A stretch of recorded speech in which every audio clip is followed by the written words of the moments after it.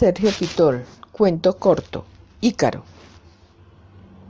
Ícaro, para Roberto Chavarrén. El narrador ha visto esa tarde en una sección del Festival Cinematográfico de Venecia un film japonés que revela de un modo en apariencia inequívoco, aunque la acción transcurra en Japón y un episodio esté situado en Macao, la vida de un amigo muerto unos años atrás en condiciones extrañas en una pequeña ciudad de la costa de Montenegro. Ha caminado conmovido durante varias horas, ha vuelto a su hotel, ha telefoneado a México, ha conversado con su mujer, pero nada logra disipar la perturbación que la escena final le produjo.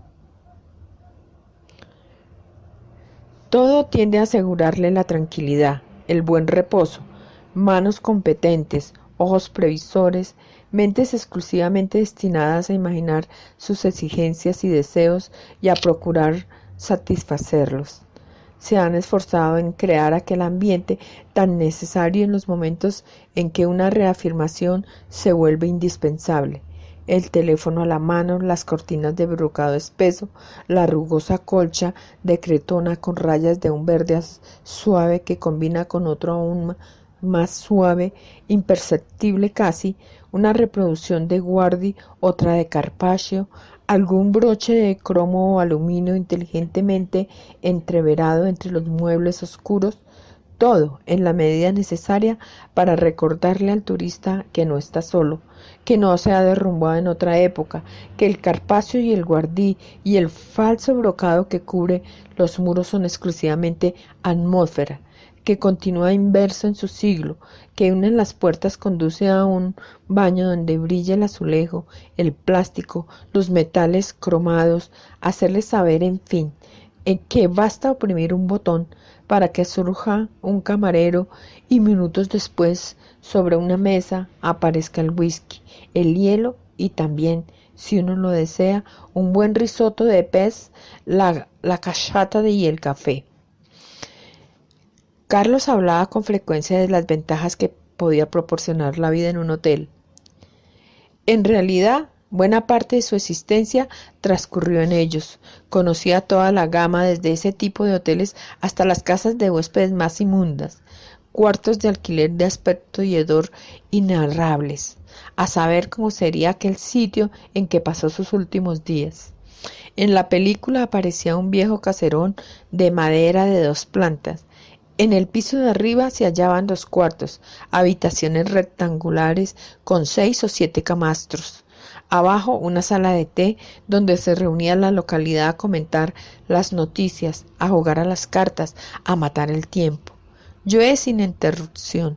La lluvia torrencial forma, como a rasomón, cortinas sólidas, grises, densas, que no solo incomunican a las personas, sino a los objetos mismos. El hotel está casi vacío, no es temporada. En su cuarto es el único huésped. La humedad y el frío lo torturan o lo hacen sentir permanentemente enfermo. Ha llamado varias veces a la encargada para mostrarle las 2 goteras del techo, pero la vieja se conforma con gruñir y no tomar medida alguna. Termina por poner un recipiente de lámina bajo una y bajo la otra una toalla. Cada cierto tiempo debe levantarse para exprimir la toalla por la ventana. Recoge las mantas de las otras camas para cubrirse. Sus días transcurren en una neurastenia casi intermitente.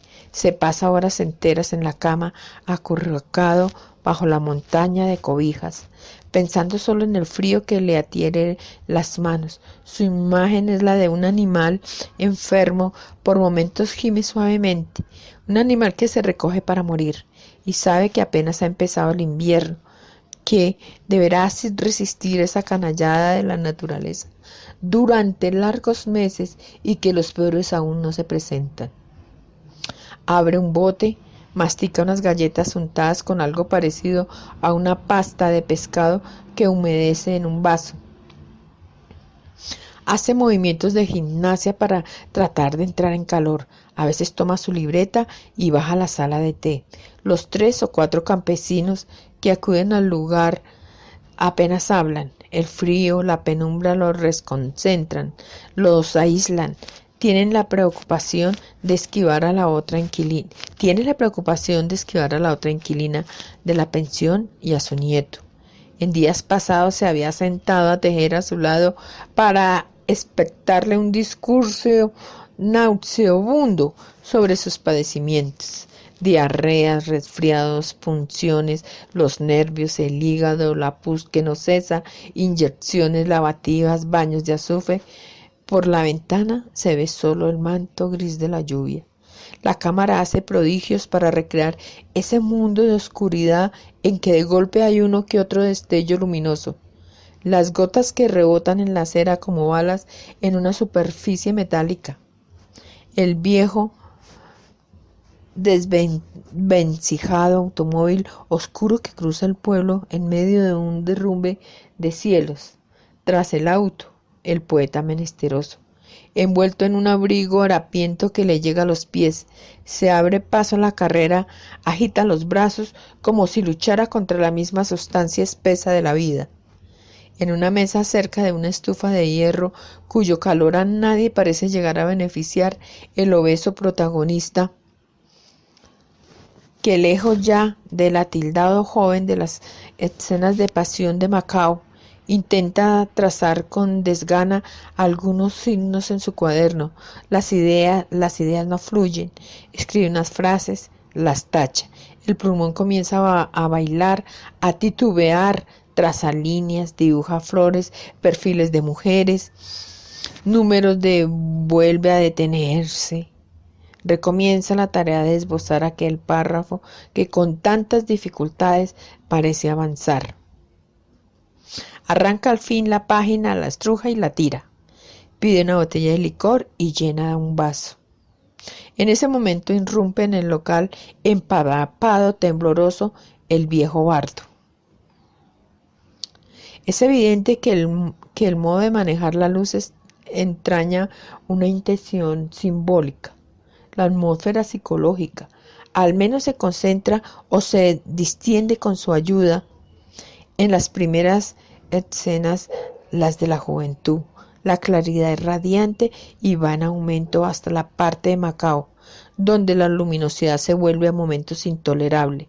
Todo contribuye a ello, no solo el sol siempre a plomo sobre los personajes, los trajes claros y vaporosos de la bellísima actriz que reproduce a Paz Naranjo, los sombreros de paja de los jóvenes, los toldos color crema de los cafés al aire libre. Ciega esta luz, dice en el momento de embarcarse. Luego, la luz disminuye gradualmente hasta desaparecer casi del todo en las últimas escenas. La aldea de los pescadores, donde se haya terminado por refugiar el protagonista, el sol las pocas veces aparece. Es como su triste parodia. No hay sino niebla, lluvia y frío, una grisura que cae del cielo, mancha los plafones, se filtra por las paredes. Aún en la sala de té parece flotar una nube húmeda que rodea a los escasos parroquianos. Algo recuerda de la última carta. ¿La conservará todavía en México entre sus papeles? Era una carta larga, quejumbrosa, irritante. Hablaba de la melancolía que se había apoderado de aquella diminuta ciudad tan pronto como el otoño comenzó a dar paso al invierno, de la oscuridad y la lluvia y la falta de incentivos, de la carencia de personas con quienes conversar, de su encuentro reciente con un viejo poeta desdentado de barba rala y larga que había preferido la soledad de un escondrijo en la montaña. Su único compañero, no de paseos, porque el tiempo ya no se los permitía. El pinche frío ha sentado la garra en este, que hasta hace una semana parecía un inmutable paraíso solar al margen de las leves climáticas. De repente, un helazón bestial comenzó a bajar de la montaña a la hora del crepúsculo. Un amigo de copas, de taberna, Por más que ha intentado pasear, perderse, despotricar a sus compañeros, ser absorbido por la ciudad, leer un poco, dormir, pensar en la conversación telefónica con Emily, la película lo tiene por entero poseído. Le ha avivado su mala conciencia. Piensa que él y otros amigos debieron haberlo obligado a volver a México, enviarle un pasaje, meterlo en una clínica de desintoxicación, si era eso lo que necesitaba. En fin, algo seguramente se hubieran podido hacer. Cualquier cosa, menos dejarlo morir en aquel pueblo perdido, olvidado por todos. Es imprescindible que concierte un encuentro con Hayashi, el director japonés, que le informe cómo pudo enterarse de aquellas circunstancias finales. Decirle a pesar de no va a creerle, como buen oriental, fingirá que sí, sonreirá cortésmente, pero sin ocultar del todo una expresión de tedio. Hasta que él no comience a darle nombres y detalles, tendrá que decirle que no solo fue amigo de Carlos, sino que es el original de ese muchacho un tanto oscuro, el joven ofuscado que aparece en un pasaje de la película, el que por una noche, por poquísimas horas de una noche, fue el amante real de una mujer real que vivía ahora, si es que aún vivía, decrépita, maniática, empecinada en su rencor por Carlos, recluida en una clínica de lujo de las proximidades de Londres. Que por favor le diga si la muerte de Charlie, de cuyas circunstancias nadie logró enterarse, fue tal como lo describe en su película.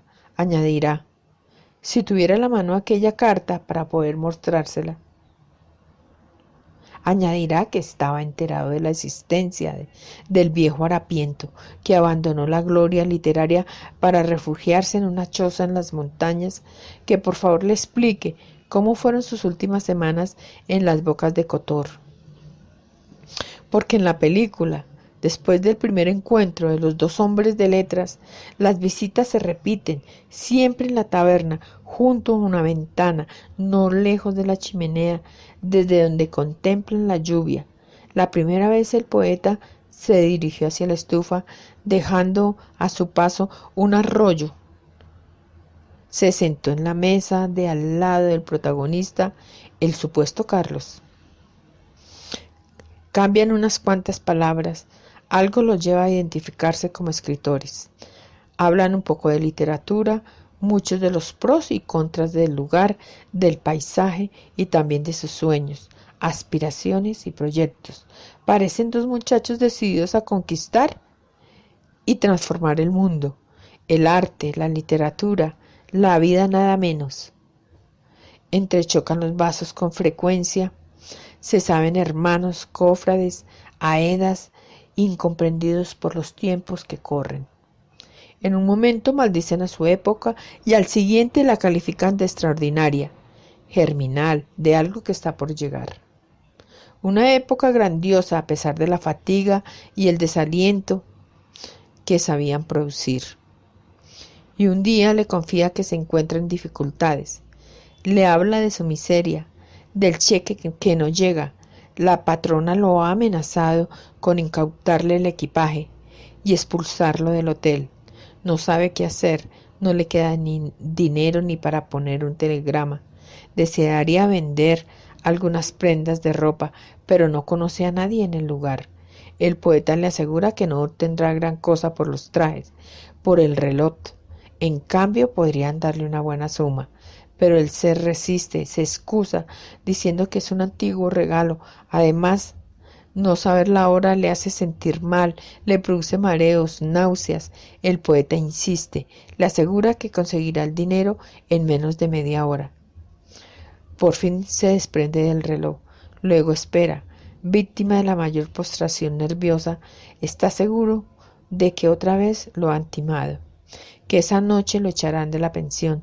El reloj era lo único con lo que contaba para que algún chofer lo devolviera a la civilización. Cuando regresa el otro con el dinero apenas lo puede creer.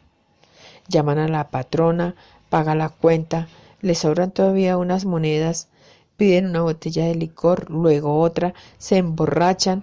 El protagonista escucha como aquel viejo desdentado, sucio, desaliñado hasta lo imposible, que no ha dejado ni siquiera en los momentos de mayor fraternidad de producirle cierta repulsión, pues en cierto modo es como verse reproducido en un espejo que le obsequia una imagen futura, una imagen que casi le pisa los talones.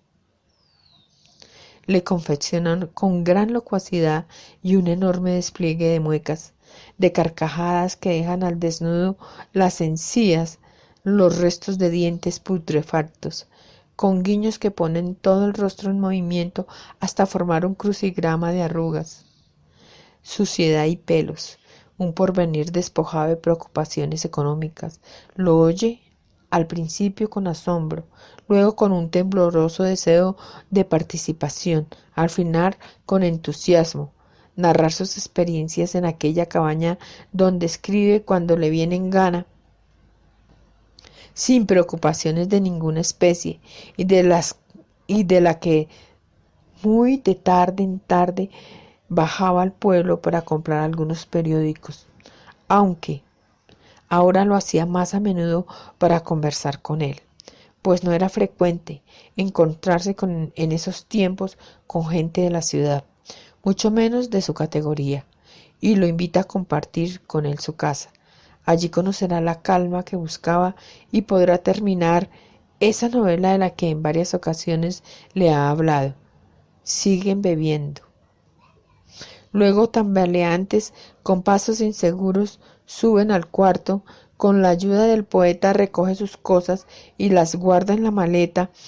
Meten la ropa revuelta en desorden, las latas de alimentos, un par de zapatos de lona. Ponen los libros, las carpetas y los papeles dispersos por el cuarto en una cesta que cubren con periódicos. Después, bajo una lluvia fina, en medio de la oscuridad, caminaban por la larga y estrecha calle principal, la única del pueblo. Al lado del mar, comienzan a ascender la montaña por una vereda empedrada. La lluvia los ciega momentos, caen en cuando, maldicen estrepitosamente, se detienen a tomar aliento. La botella pasa de mano a mano con cierta regularidad. Ambos, él sobre todo, están del todo ebrios. Siguen caminando. Al final aparece el reducto de su amigo, unas grandes peñas mal arracimadas, como gajos desprendidos de la misma montaña, cubiertas con un techo de paja. El poeta empuja la puerta y lo invita a pasar. En ese momento, fulminado, se da cuenta de todo. Contempla el montón de paja húmeda que compartirán esa noche, los restos de una fogata, el suelo de tierra empapada. Advierte con indecible horror que la vida ha logrado aprenderlo, que le ha dado cuerda durante varios años, reduciéndole cada vez más el cordel. Sabe que aquel vejete inmundo ha sido el cebo que lo condujo a la trampa, que el mundo ha logrado por fin desembarazarse de él, ponerle, y con rigor, los puntos sobre las íes, excluirlo definitivamente. Sabe que no podrá vivir en aquella pocilga, pero que tampoco le permitirán volver al hotel, que ha trascendido esa etapa. La modesta pensión es ya para él tan inaccesible como los restaurantes de Tokio. El hermoso jardín de su casa en Macao, sus cuadros, su buen sastre, el champaña. Sabe que a partir del día siguiente deberá buscar ramas secas para calentarlas, que se ha convertido en el criado del poeta. De vez en cuando bajará al pueblo a mendigar y comprar víveres y alcohol. Para la gente del lugar no será sino un loco más. También a él se le pudrirán los dientes. Sale de la cabaña, comienza a correr, equivoca el sendero. La lluvia se ha vuelto otra vez torrencial. Corre al lado del acantilado, resbala, emite un grito breve, más bien un gemido. La cesta queda flotando sobre el agua Ícaro ha vuelto a hundirse en el mar. En la cabaña, entre tanto, el poeta hurga en la maleta. Se prueba con júbilo los pantalones, las camisas, un suéter, olfatea con deleite la bolsa del tabaco. Por un momento, el recuerdo de aquella escena le hace sentir la necesidad, la urgencia de volver a oír la voz de Emily. Está a punto de pedir otra llamada a México, pero después de un momento de incertidumbre revuelve que sería insensato llamar por segunda vez. Daría una falsa impresión. Lo mejor, pues, será acostarse, tratar de leer un poco, tomar un luminal, dormirse a buena hora, y al día siguiente será, puedo asegurarlo, atroz. Tiene la agenda copada de compromisos de la mañana a la noche. Ni siquiera podrá hablarle a Yací. Será mejor dejarlo para otro día. Al fin de cuentas, ¿qué importancia podía tener el enterarse de algún nuevo detalle sobre la muerte de Carlos? Oprimió el botón de la lámpara. El paisaje de Guardí, las rameras de Carpaccio, los brocados sobre la mesa de noche, el teléfono, fueron absorbidos por la oscuridad. Está exhausto. Mete una mano bajo la almohada y de inmediato se suma en un sueño que borra toda la fatiga, el estupor, la culpa o el rencor que aquel abigarrado día le había producido. Sutomore, noviembre de 1968.